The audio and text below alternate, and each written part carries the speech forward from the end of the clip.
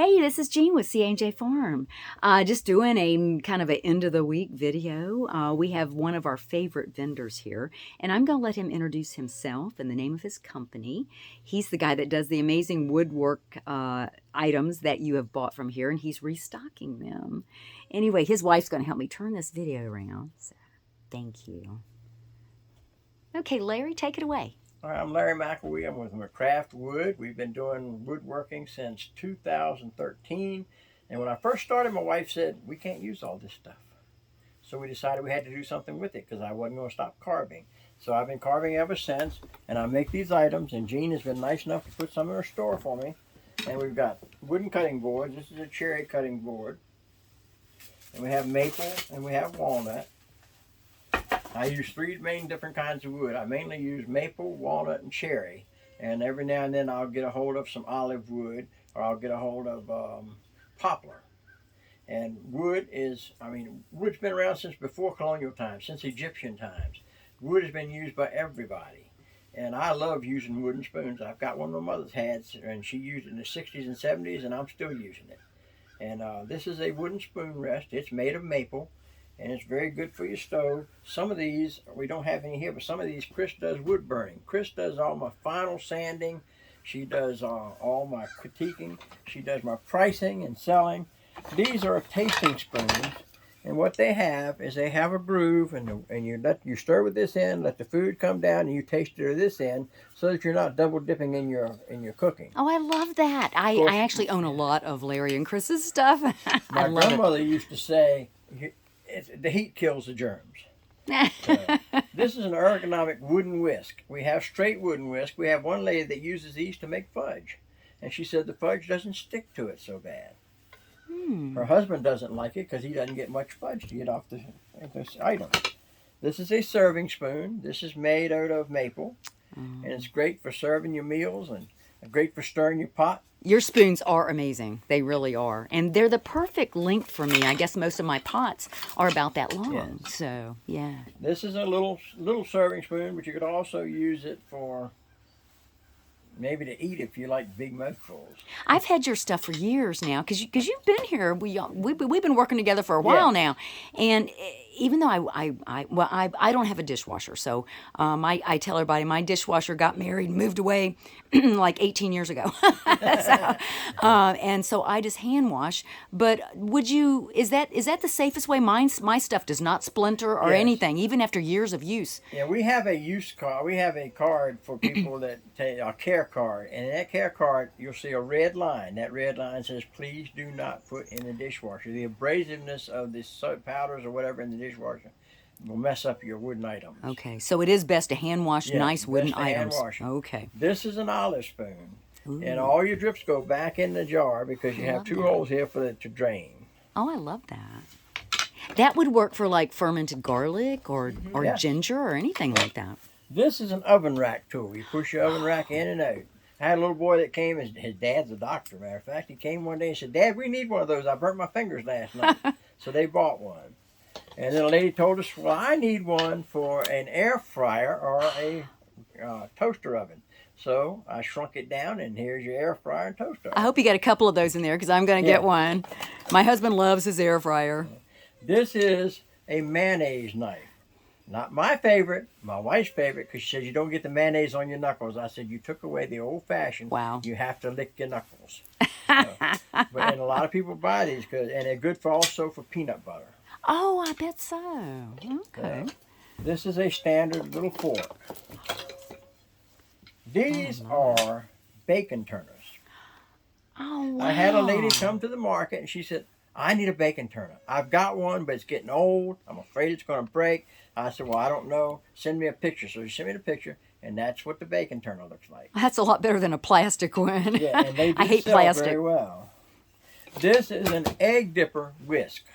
If you have boiling eggs and you don't want them all hard boiled, you can take and dip some out with this before they get done. Wow.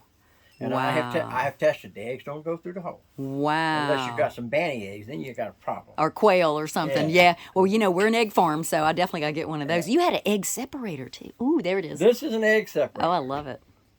And we make a few of these. I haven't made many, but I say the holes should be smaller. My wife said they should stay this size. So I made some smaller holes, and we haven't sold any of those yet. So I don't know how that's going to work. CA and I eat a lot of eggs. Another serving spoon. This is made of cherry. I love cherry wood. Cherry wood. You'd be surprised how many different shades of cherry wood there are. Darker, lighter. Cherry is brittle. Cherry will change grain down through the handle. So I hand carve. A lot of this you'll see, yes, it does have some machine work to it, but mostly it's hand carved. I start out with a hand gouge and do the bowl. Then I sand it a little bit with a Dremel tool, and then I do the carving of the handle, and then do some rough sanding, and then my wife does all the final sanding. Wow. To me, that takes a lot more patience than what I do. Wow. So, well, I know your stuff. Like I said, I've used it for years. I wash it every day, and I don't, because I hate plastic, and it doesn't splinter. right. You know, Now, so. the funny thing is, I get a lot of people that'll come in and come to the stand, and they'll go, I remember these. And they whack, whack, whack. And I said, yeah, well, I said, my spoons are not for violence.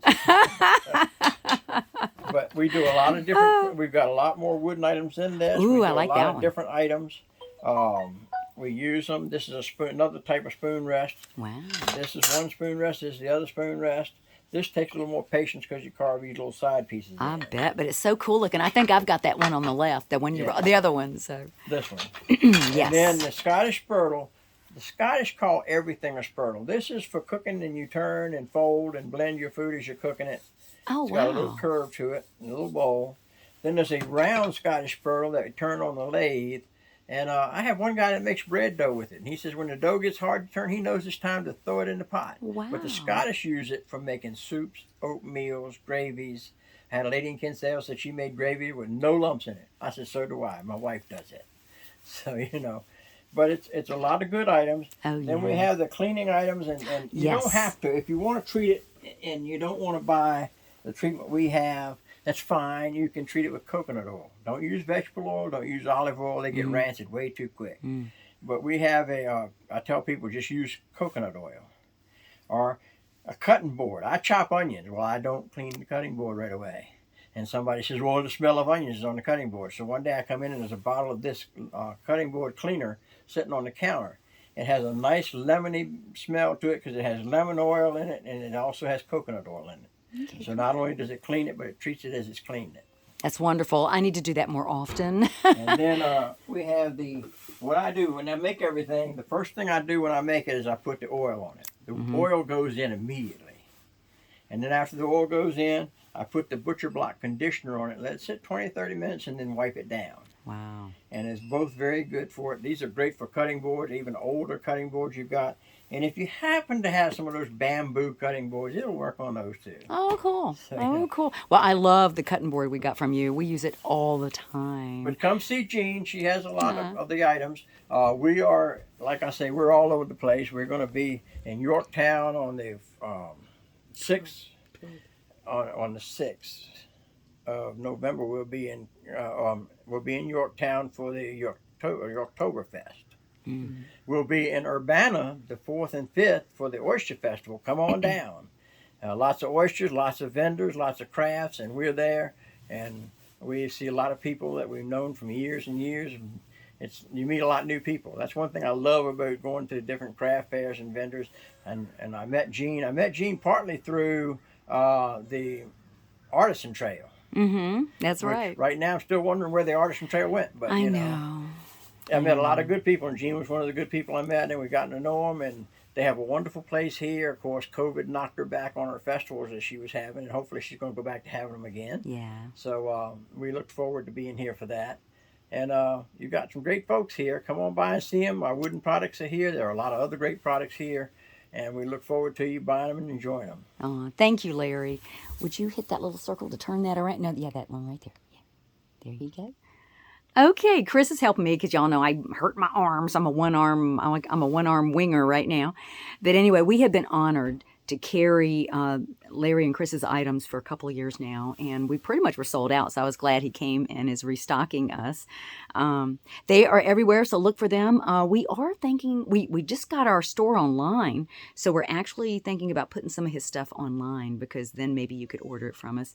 We're still figuring all that out, but we are working that way, because traffic is really down here and at other small businesses, because of the gas prices and just everybody wanting to stay home a little more, so, and everything being so expensive. So we're trying really hard not to be the most expensive store in Matthews, in Matthews County or the surrounding counties. So come on by and check us out. And like I said, keep an eye on us. And yeah, we got some beautiful new wooden items. So thank you. Y'all be well. We just that black button. Yeah.